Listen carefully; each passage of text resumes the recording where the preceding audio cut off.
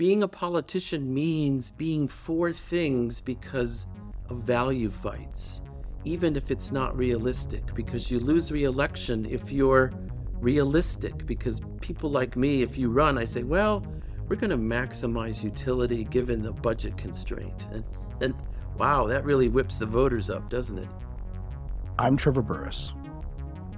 And I'm Aaron Ross Powell. This is Freedom, a show about ideas that matter. Freedom is an independent, listener-supported show. If you value these conversations, please consider becoming a supporter. You'll get access to episode transcripts, bonus content, and our Discord community. Learn more at freedom.audio/join or look for the link in the show notes. On today's show, we bring back our favorite guest from Free Thoughts, our friend Peter Van Doren. Peter came on Free Thoughts over 20 times, and we gave him his own theme music, as we've done again. Peter is a senior fellow at the Cato Institute and editor of Regulation magazine. Today we're going to take a step back and try to learn how Peter thinks about the world and how he came to those views. Well, Peter Van Doren, our most popular guest on the Free Thoughts podcast, and we've brought you back. This time we want to do something a little bit different. We want to talk about how you think about things. And in the discussion beforehand, you were like, I don't really know how to talk about that, but you do. And so we'll get into that. So I want to start with the question, you just brought it up before we started recording. Your background in terms of your academic and what you're specialized in, and how your interdisciplinary background has helped you think about questions in different ways. Believe it or not, it starts as an undergraduate when I couldn't decide what to major in. And I went to MIT, and I grew up on a farm in northern New York State, never been south of Syracuse in my life. And my parents didn't have time to take, anyway, they stuck me on a plane in Syracuse, and I flew to Boston in September 1973. And so I just started taking classes, and all schools, you have to decide what to major in, and at the end of your sophomore year. And I said, geez, I like biology and I like chemistry. I mean, I thought I wanted to be a biochemist. And I majored in chemistry because it only had 8 classes required. And so second semester, junior year, MIT also, the labs were separate from courses, right? So organic chemistry and inorganic chemistry didn't have labs with them. The labs were separate. So junior year, second semester, organic lab was half my course load. It was 5 hours a day, 5 days a week. We were learning to be chemists. And oh boy, I said, wow, I love learning about chemistry, but doing it seems kind of boring. So fall semester senior year, I went into my advisor to have him sign my course cards. And I had all economics and political science classes and no chemistry, because I had one chemistry requirement left, which was I would do a spring semester senior year. He wouldn't sign my card.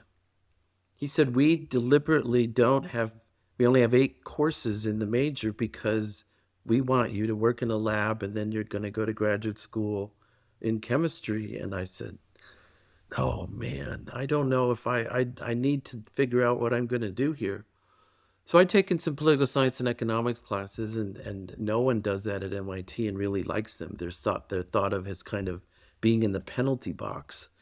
And I actually got to know people in the department in political science and economics. And so I went to the undergraduate head of advisors there and I told him my problem. I said, I need my course card signed.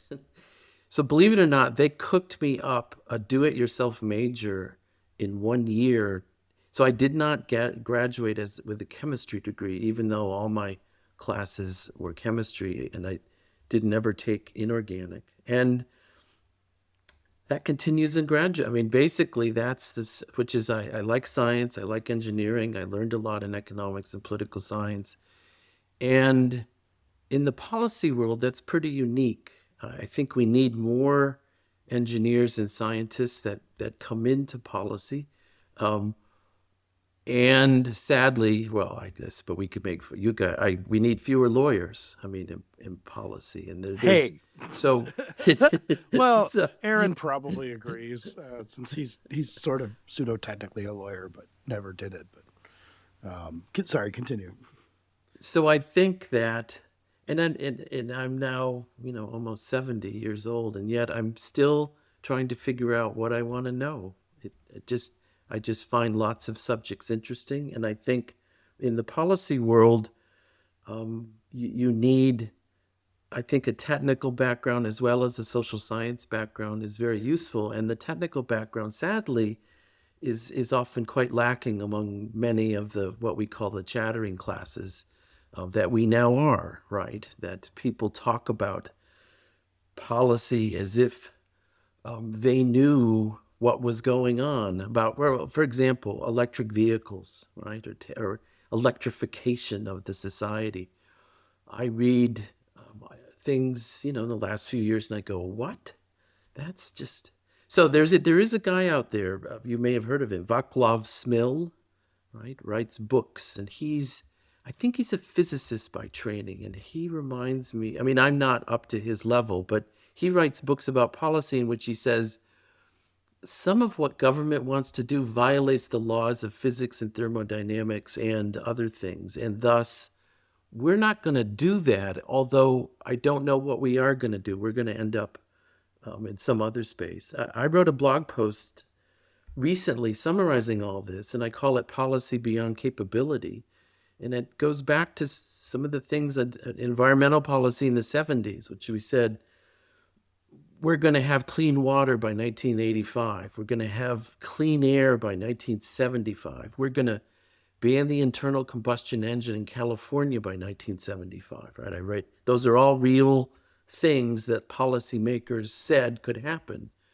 And I have a quote from one of my mentors, Alan Altshuler, who's at the Kennedy School now. He was at MIT when I was an undergrad. And he said, environmental activists act as if the legislature stating something means it's really going to happen, even if it can't or won't. But that's the point. And again, that sometimes my Cato colleagues get frustrated with this view I have, which is lots of being a politician means being for things because of value fights, even if it's not realistic, because you lose re-election if you're realistic. Because people like me, if you run, I say, well, we're going to maximize utility given the budget constraint. And wow, that really whips the voters up, doesn't it? So anyway, I'm a policy analyst with a mixed interdisciplinary background, and I think that's important. And I think that's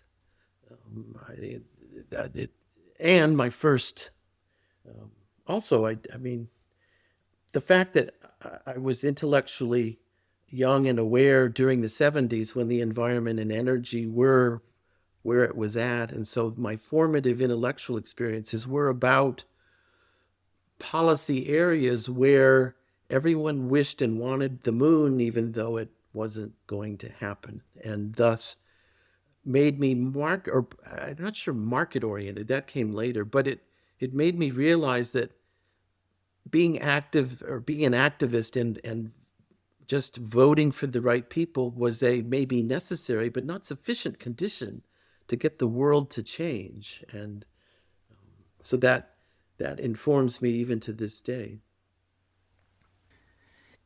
You said something interesting when you were talking about the value of interdisciplinary just knowledge and training that I wanted to kind of tease out a bit.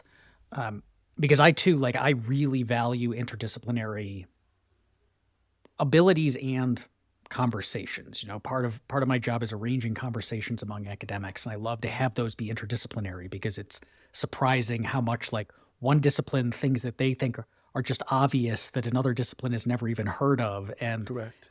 And having those cross-disciplinary conversations. But you said you said when you're doing policy, it's important to have a social science background, but it's also important to have the technical training.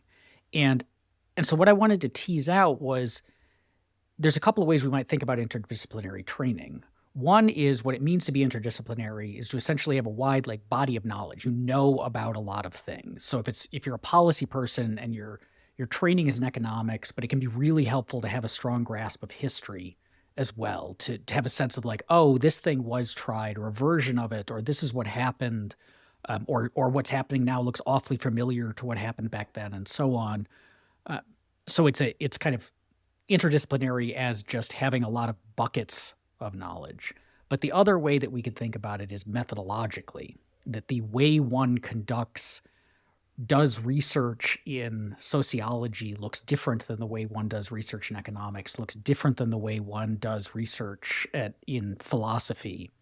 And so it's kind of separate from the content itself. It's more like I have a different toolkit for applying to a given question.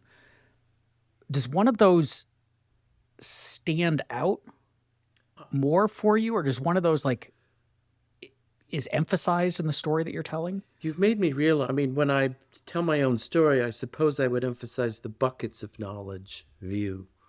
However, you've made me realize that also in my reading, I pick up exactly what you said, which is when I read sociology, for example, I go, what? What are they doing? Or then when people read, when I have others read economics articles, it's like, I don't know what they're up to, right? This silos of knowledge that are completely separate, the language, the verbiage, the starting assumptions. I'll give you, my research is, my research helper at Cato, David Kemp now, and I are writing, we're trying to figure out, this tentative title is, what can OPEC do? What does OPEC do? And what should we do about OPEC? And we have had to, despite many people that I shall not name have been whispering in my ear, you don't need to figure this out. I have thought we need to figure out the chemical engineering and geology of oil production. That is, and I'll give you, there's a rule in economics, it's called the hoteling rule, and it's allegedly an explanation of how it's the path of prices of non-renewable resources over time. And it says, this theory says, a non-renewable resource, they think of it as, a container like an aquarium, and you're figuring out how much to dig or how much to suck out at what rate. You will adjust that amount as interest rates vary, because that's what interest rates and economics tell you to do. They tell you to speed up or slow down because interest rates change the present value of the amount you're going to get given the rate at which you are producing from this aquarium. And then we've dug into what chemical engineers and geologists say about oil production, and they don't say anything about that. They go, the rock underground is not like an aquarium. You don't just stick a straw in there and stuff happens. And once you stick a straw in there, you've got to be very careful about what you do, because you can change the cumulative output of this reservoir. So this OPEC notion of varying output up and varying it down to kind of do stuff, which is the way people understand OPEC in the press, the more we dug into the geology, what geologists think, and we actually talked to a Cato donor who was an oil geologist, and then we read a lot in oil geology and read papers from Texas A&M until we realized it wasn't just a cow college, it was an oil college. And anyway, it's just like, oh, okay, the chattering class's perception of OPEC turning a spigot on and off, the underlying technical basis of oil production wasn't like that. And I've been studying oil markets for my dissertation, 40 years now. And even I didn't know enough about the technical constraints. And so I guess this is a long-winded answer to Aaron's question about so knowing buckets of knowledge, but also knowing the methodology of what oil geologists do and don't do and how they figure things out has been important to our, and we're still figuring out how to write this paper, right? To kind of get it right. Well, one thing we realize, though, is the hoteling notion in economics. All economics articles about oil production say they start with hoteling, and we're going, until recently, there's actually been some new stuff. And the interesting thing about the new stuff, a guy tenured at the Harris School at Chicago, is he had an undergraduate, before his economics PhD, and an undergraduate degree in chemical engineering.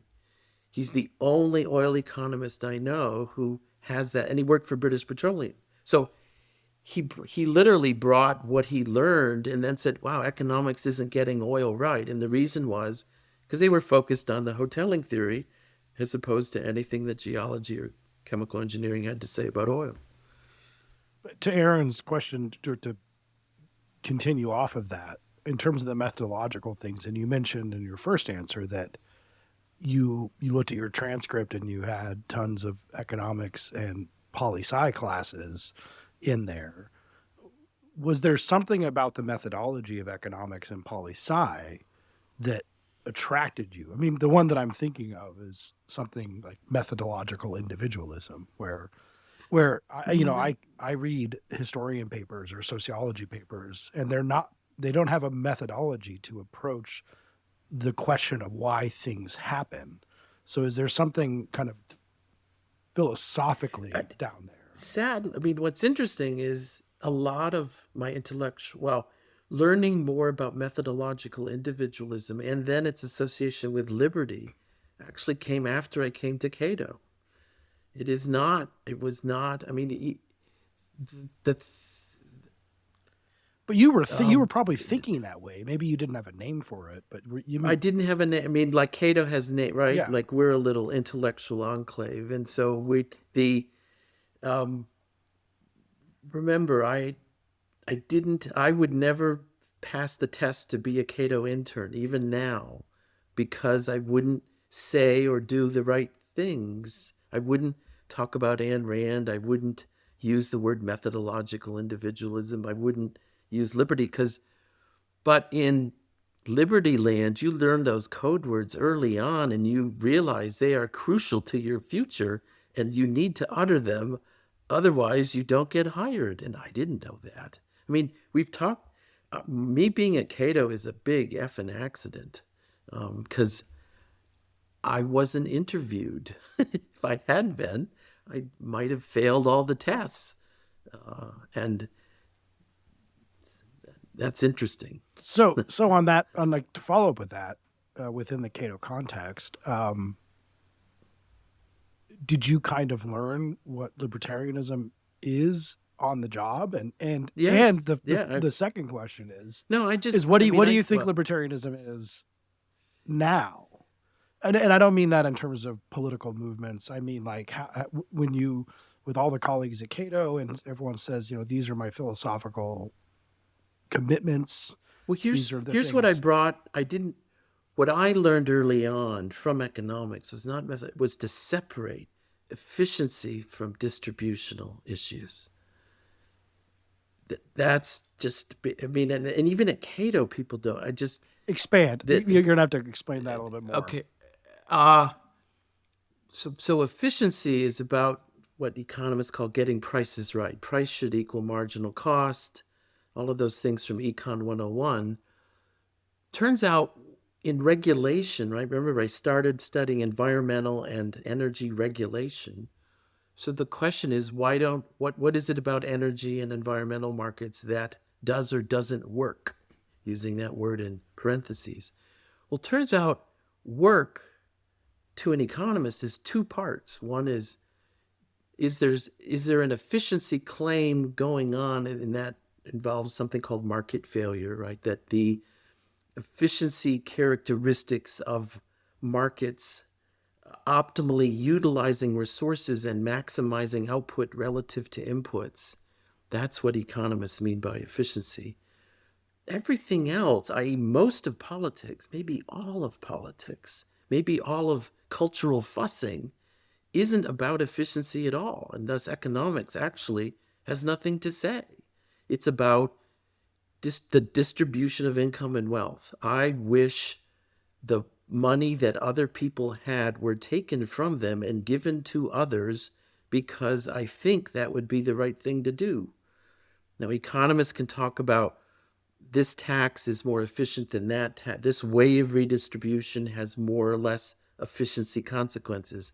But the ultimate question of, is the distribution of income and wealth, is it something that something called the state or anybody ought to have the right to do something about, is completely outside of economics. It's a philosophical question. And that's that distinction. Separate, when someone says something is a policy problem, I always ask them first to talk out loud so I can figure out whether when they say something's a problem, whether they are saying there's a distributional issue out there in the public or in their own minds that they would like majority rule to change, or are they really saying price doesn't equal marginal cost and we could get it, we could regulate that market, or we could tax it or subsidize it to get prices closer to marginal cost. Those are, I can give an example, a current one if you want to drift on. And electricity pricing in California. Okay, it's kind of right, like, oh boy, Aaron's going, yeah, I really want to talk about this. But it's made the papers in an interesting way because of economists at Berkeley. Okay, so first, most people don't realize that most of the costs for producing electricity are fixed. It's the wires.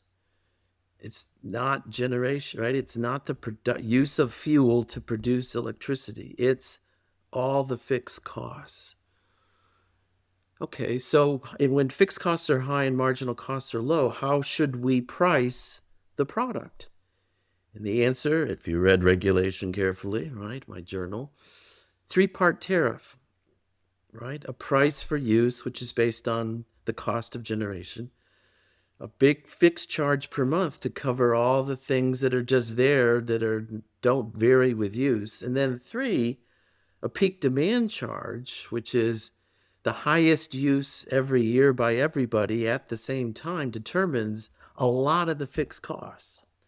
Right. And so okay, wait. I just want to translate for our non. So the fixed cost is that the biggest thing at the beginning is laying down the lines, creating the power plant. That's let's say $5 billion of the cost of this, and then the actual burning of whether it's nuclear or anything to generate the power, that's the variable cost, and that is not as much a component of the price of electricity as the wires and then maintaining the wires. I know from an old Free Thoughts episode, actually cutting down trees around electrical wires is like a fairly large. Well, the Northeast blackout, so that was because they didn't keep the transmission path free of trees. And then when consumption spikes happen, you want to price that accordingly and make people vary their consumption. But people think that the biggest component of electricity cost is the generation of the electricity, but it's not. But it's not. And this comes up in California because prices are 25 to 35 cents a kilowatt hour, but the system marginal cost, including carbon pricing and pollution, right, estimates by Berkeley of what the pollution tax ought to be, are something around 7 cents a kilowatt hour. So think, right? So you should pay, instead of $10 a month fixed, the California proposal is to charge $80 a month, right? And this is pissing off the net solar, the rooftop solar people, right? The rooftop solar is attractive in California because of what's called net metering, right? So if you're out, right, think of it, if you produce enough on your house to satisfy all your use in a month, your electric charge under the old rules in California was 0. You were paying nothing to fixed cost. Instead of paying $80 a month, right, the approximate probable cost, you were paying 0. And given 35-cent kilowatt hour charge to the big users inland California, right, above or where the San Francisco winds don't blow when it really gets hot inland, those affluent California solar installers were paying $0 a month. And then the fixed costs of the system were being shoved onto other folks, right? So the California Energy Lab at Berkeley, right, the Severin Borenstein and his folks proposed to raise fixed costs and lower marginal cost. Well, then they said, what about low-income people? So then they came up with an income-related fixed monthly charge. Well, everyone's gotten wind of this, and there's hell to pay. And the Post is picked, right? The national paper, the Post and the Times are starting to, conservative columnists are saying this is totally inappropriate. In fact, there's a Cato blog the other day by someone saying this is outrageous. We can't have income. Well, I mean, you could. I mean, there's nothing. You got fixed costs, all right? So everyone can pay 80 or 90 a month, or the low-income folks can pay 25, and the high-income folks can pay 130. Okay, I mean, there's nothing. I mean, it's so I don't know if libertarians if we ought to have a position on whether that is bad or not, but there's a lot of fixed costs. You got to charge it somehow. For economic efficiency, you need to get that price equal to what the system marginal cost is, so that everyone then has the right incentive to use or not use, or conserve or not conserve. So you get these idiotic arguments from conservationists saying, well, the 35-cent kilowatt hour charge now really has great incentives to conserve. True, but it's actually too much of an incentive. It's an inappropriate incentive to conserve if a reasonable carbon tax and a pollution charge plus the marginal cost of production are somewhere like 7 or 8 cents, right? You don't just charge people for the fun of it, at least in my world. Anyway, that's a complicated current example of how distributional and efficiency issues aren't well understood and aren't separated. And as all the chattering classes are getting it wrong, and the Berkeley people are getting pummeled for. I told Jeff Meyer, and our colleague at Cato, I said, look, the economists never have influence. And look, Severin's Energy Center at Berkeley got the legislature and the California Regulatory Commission to actually change the way they price electricity based on his papers. And he's just catching hell for it. So, no good turn, or whatever the right phrase is. So anyway, that's an example of Peter's mind thinking out loud. And the listeners are now saying, oh my God, that's so sad. One way of stating, I think, what the takeaway from much of what you just said is that politics is not about policy. No. And largely not about policy. And not about efficiency. And this is something, I mean, all of us either do or have worked in the policy arena. I am the one who has the most just gotten the hell out of public policy. And part of that was a recognition, and this got a lot worse in DC in the Trump years, that policy just didn't really matter anymore. The decision makers simply weren't interested in it. The voters had never really been interested in it. Nobody cared. You were just kind of, you're making ammunition to reinforce decision makers' priors. They just kind of come to you and say, I already believe this. I want you to tell me I'm right. Or I want you to give me things that say my opponents are wrong. Correct. They would listen to you when you did this, even if you used jargon they didn't understand. They did not actually care about the problem intellectually. There are exceptions, but on average, getting price equal marginal cost is not how you win elections, right? Probably, yeah. Unless you're in a special kind of district with nerdy voters, et cetera, et cetera. And I think this manifests so you have this is kind of distributional issues, and distribution matters to people in the sense that people are motivated by, like, I want more stuff, or I want the people I don't like to have less stuff. Correct.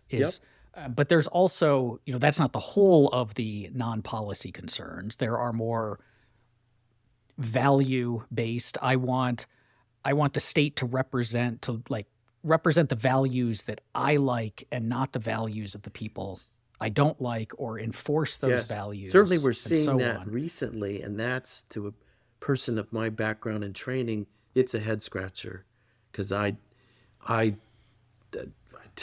nothing in my training or being or intellect allows me to offer anything to help adjudicate those kinds of conflicts. And other than that, it turns by necessity, because if you have value fights, then politics has to be zero sum, and it's a fight to the death. And that we don't, I mean, it's medieval in nature, and we used to kill people over these things, and now, thank goodness, we don't do that. But my goodness, are people riled up over, I want to live my life my way, and I don't want to have to collectively consume other people's vision of the good life. And I want textbooks and this, I want the public sphere to reflect my way of thinking about these zero-sum things rather than anyone else's, because I hate them or don't like them or think, to be fair to these folks, I disagree with their values and think it's wrong for those values to be in the public sphere. And wow, nothing in my, I mean, so I was taught, I mean, could be, my intellectual training is that elected officials know all this in their bones and hate these kinds of issues. So I was taught, intellectually at least, that politicians do not want to be this way and know they can't win elections this way continuously. And so I literally am puzzled, and I don't have a good positive theory of why so many folks are trying this now to win elections, because it seems to me, well, I'm just repeating, everything intellectually in political science in the 70s and 80s was, no, you don't. That's not how you win re-election, because for every voter you might gain, there's somebody you lose, and you want to cut ribbons, you want to build dams, right? Pork bear. You want stuff that, even though it's idiotic from an economic point of view, you want stuff to give out that makes everyone happy. And happiness is getting someone else to pay for your stuff. And that's what Congress used to be about. And so I'm old-fashioned in that I think Biden is a throwback, but intellectually, I get it, which is, he may not stand for anything, but that's really good. Thank goodness he doesn't, because he's going to lower the temperature in the room. And meanwhile, he's going to borrow like crazy and give away the store, but we're not going to kill each other. Yeah, I mean, to give a hypothesis, I guess, to what's happened, I think it's a combination of two things, and unfortunately they are fairly intractable things. The first is the nationalization of politics, that most engaged voters now get their news from national sources versus local sources. And so that bridge that got built in your district is not as big of news to them as the drag queen story hour 2,000 miles away that their national talking heads are yammering on and on about. And the growing power of the presidency makes that worse. Cable news makes that worse. The internet is like a public sphere, makes that worse, because your attention is all national. And if you want to stir people up, it has to be what sometimes gets referred to in the media as, we need a national conversation about this. And I think part of this argument is like, no, we need far fewer national conversations and more local the ones. The more national conversations we have, the more we'll realize we're really different. I mean, hell, why don't we get an international conversation? I mean, like, yes. keep going out. But part two, I think, just briefly, is the increasing gerrymandering of districts means that the election that matters is not the election between the Democrat and the Republican. It is the the primaries. It's who's going to get the Republican nomination or who's going to get the Democratic nomination, because once that happens, it's a foregone conclusion. And primaries tend to attract the most engaged Yes. and kind of Yep. the most extreme voters. And so their influence is wildly outsized compared. And both of those seem like it is hard to get everybody back to looking at just local news and not caring about the national scene. And it's awfully hard to kind of ungerrymander because nobody has an incentive to de-escalate in that. I'll push back only a little in that in the intern lecture I give, I'm always looking for new papers. And I found some interesting ones for the spring lecture in which I'm a median voter guy. I'm a kind of, the extremes are, again, the extremes will be. Clarify just the median voter theory is that the person right in the middle who could go either way is the one who decides the election, essentially, correct? In my lecture, it's Susan Collins or Joe Manchin or Kristen Sinema, right? The kind of, it's neither the Freedom Caucus nor Bernie Sanders. And so the AOC crowd and the Freedom Caucus, they yell and scream a lot, but they're not going to matter. Well, they sort of, students push me, right, because of McCarthy's speakership and this and that. But there's a good Stanford paper that shows that in the 2022 midterms, the election denialists on the Republican side did worse than Republicans who didn't deny. Right? So facing in the primaries, you're correct, but once you go to the general election, then they go, oh my goodness, this is crazy. And so same thing on the progressive side, right? The AOCs of the world haven't done that well. Outside of the districts, one would suspect they would, representing the South Bronx is different. And so, again, this I guess we're not going to cite papers and all that, and I didn't really prepare on that front, but and then on abortion, what was fascinating to me is when the voters seem to get a chance in referenda, even in very, very red states, they have pushed back. Like my colleague, Jerry Rosenberg, his dissertation that he wrote way back when, that said that the Supreme Court getting ahead of the public is the worst thing that can happen for the court. And you actually want the legislature to wrestle with stuff. And even though progressives were frightened to death of legislatures wrestling with abortion, they thought it would be a nightmare. It hasn't been in the way they thought. And I push back just a bit on that. All right, so I have a related question. It's not totally related to Aaron's question, but there's going to be a word in this that you hate, Peter. But I want you to try and wrestle with it. And you can resist. That's fine. Why, and this is the word you'll hate, philosophically, do you believe in free markets? Did you come to believe in free markets? You kind of mentioned that you weren't into market theory early on in your career, but why? And again, if you could say something that's philosophical about that, do you believe in free markets? I learned from Cato. I remember my formative intellectual years were about, oil price regulation, right? Energy regulation in the 70s, oil price controls. That was just stupid. Okay. So, and it was an attempt at tax and transfer. It was a very bad, we went to a crude oil windfall profits tax eventually, which never went into effect for various reasons. But price controls really, they weren't into price controls. They were into redistributing natural resource rents away from producers towards consumers. Same thing we're facing now, actually, in energy, right? But so philosophically, I actually learned, I said markets work pretty well, and I learned to value autonomy, individual autonomy.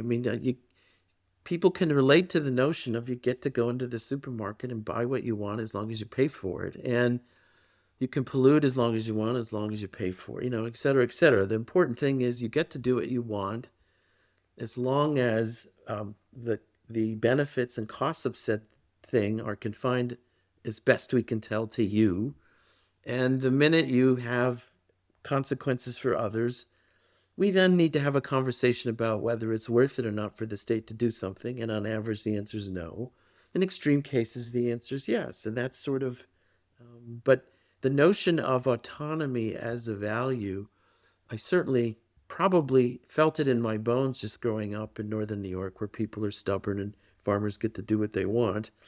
And particularly, but then the philosophy and the associated intellectual apparatus associated with that didn't come about till I was at Cato. And I learned from you guys, from my colleagues, about things I hadn't thought about in a way I hadn't thought about it. And then, so even guns. I mean, Trevor's for shooting AK-47s, and I'm frightened to death of those things. I'm just Okay. trying to get you to shoot, Right, and you right. don't want to come shooting. Yes.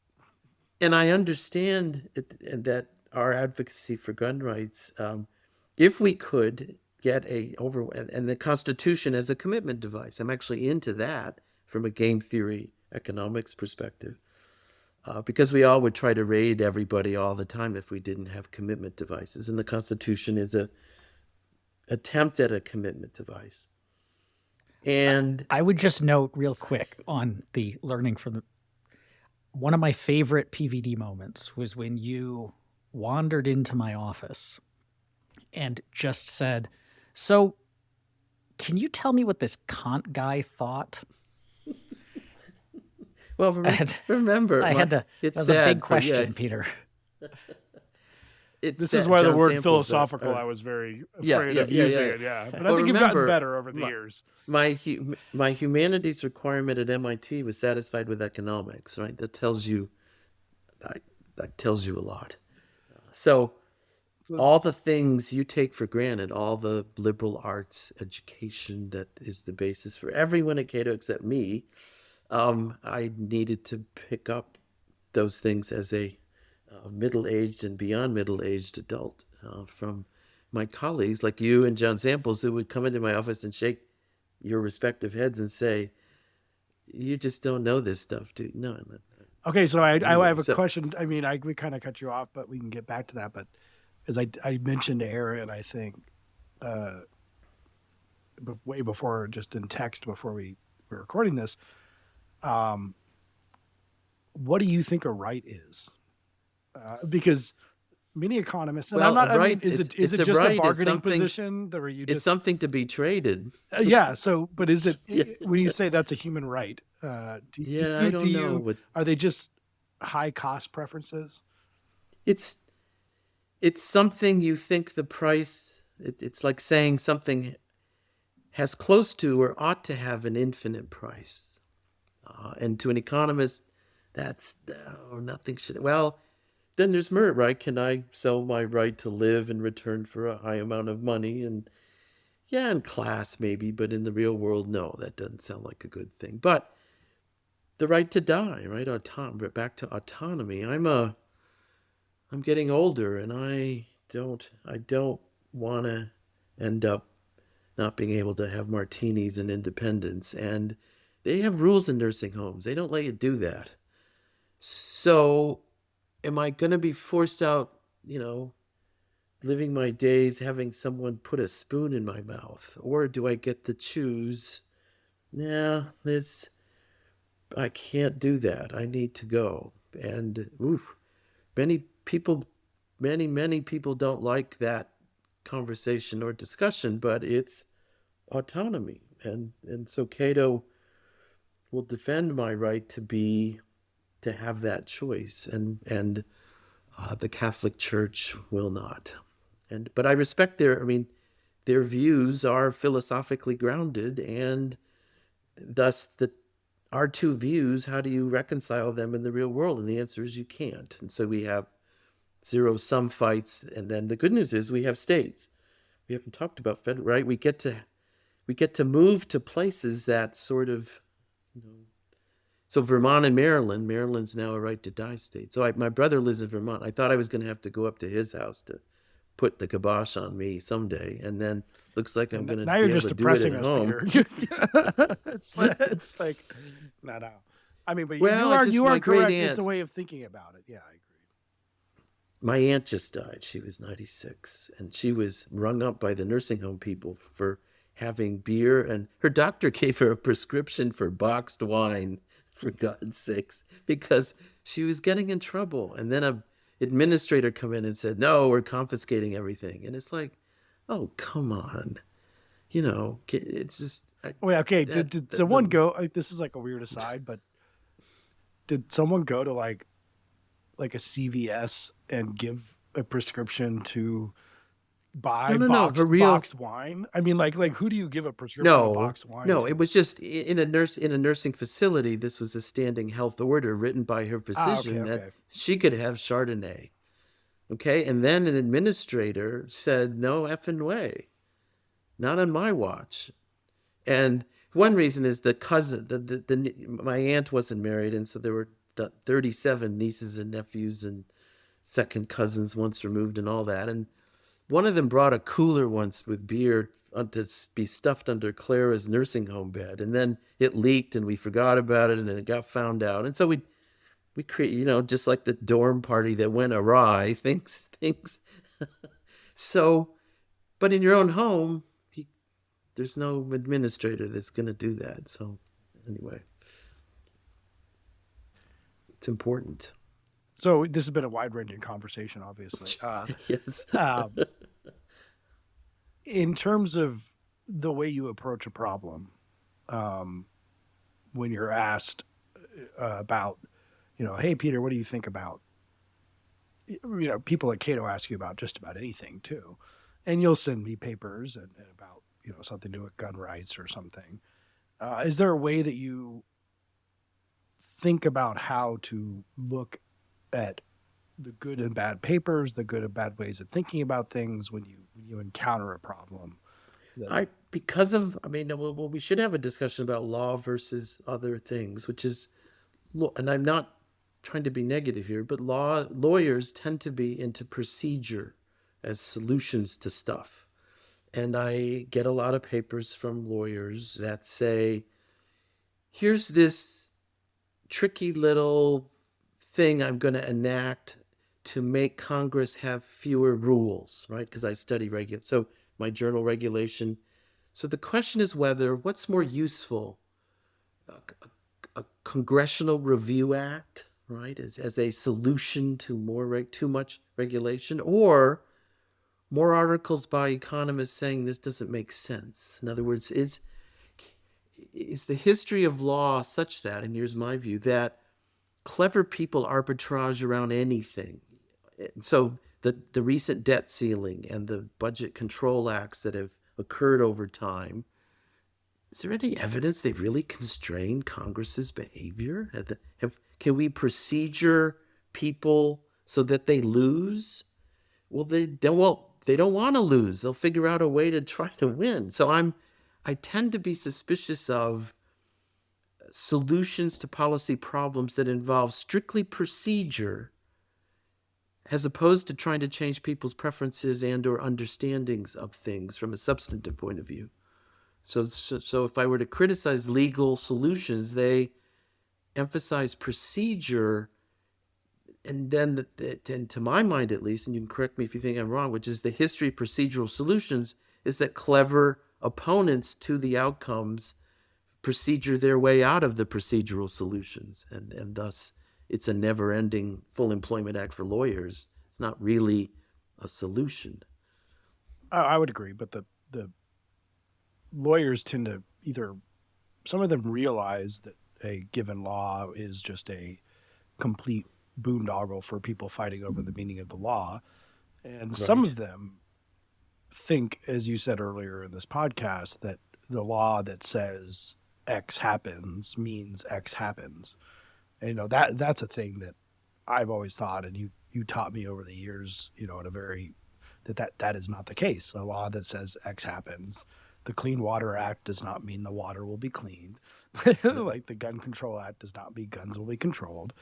And what I've learned from you is that approach to saying, what actually ends up happening, how is it enforced, and that's where we should be talking about this. But as you pointed out, no one really wants to hear about that. They don't want to hear about the nitty gritty. They want to hear about the signaling and Yeah. and the virtues. And I always loved how, you've said for years that trying to get you to go on a, Fox News broadcast to talk about something for 3 minutes is not your favorite thing to do, because in 3 minutes, no one can talk about anything that matters or is important, really. And people like Cato do a lot of that. And so trying to actually have conversations like this is what we should be trying to do. But, are we going to influence voters with the Freedom Podcast? Not in any significant way, and so we don't matter. And we just have to accept that. I don't know. I guess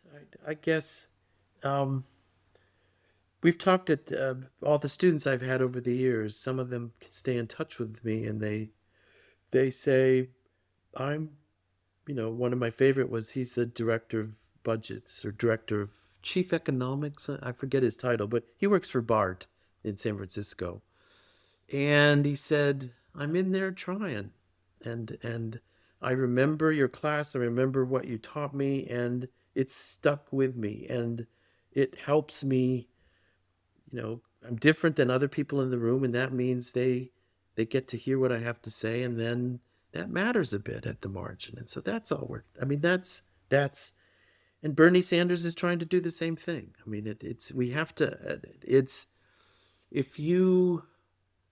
think I don't know. I mean, these for me, I think there are certain things that we don't talk about a lot because when confronted with things, it's not clear our views, offer the answer. And so as you know, I'm most uncomfortable about the market distribution of income and what to do about poverty. And I know enough about history to know that ever since the peasants lost their rights in the enclosure movement, there are people in markets in urban areas who have done terribly for 500 years. And it's over and over and over again. And yes, markets are good, but for some people, things don't work out.